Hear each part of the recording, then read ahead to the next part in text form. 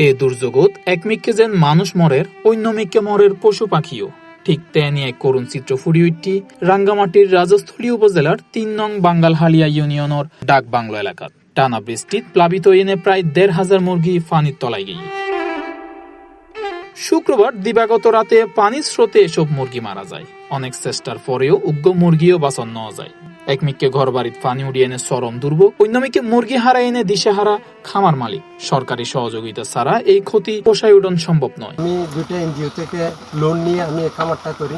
আমি ১৫০০ মুরগির ক্ষতিগ্রস্ত হয়ে আমি প্রায় ৫ লক্ষ টাকা প্লাস।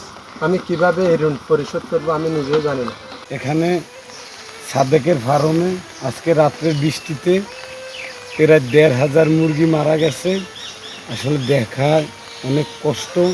ইন্দি পোল্ট্রি খামারের দুরবস্থা দেখিয়ে এনে ক্ষতিগ্রস্ত স্থান পরিদর্শন করছি বাঙ্গালহালিয়া আর্মি ক্যাম্পর camp commander major Mohammad Arefin.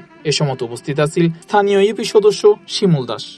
তার মধ্যে বাঙ্গালহালিয়া আমার ৬ নং ওয়ার্ড, এটা একটি সদর ওয়ার্ড হওয়া সত্ত্বেও ভারী বর্ষণের ফলে এখানে আমাদের বিভিন্ন ক্ষয়ক্ষতির পরিমাণ অতিরিক্ত হয়ে গেছে। আমাদের ছোটো ভাই খামারি, সে বিভিন্ন ঋণগ্রস্ত। আমাদের ছোটো ভাই সাদেক। C+ TV, Chittagong.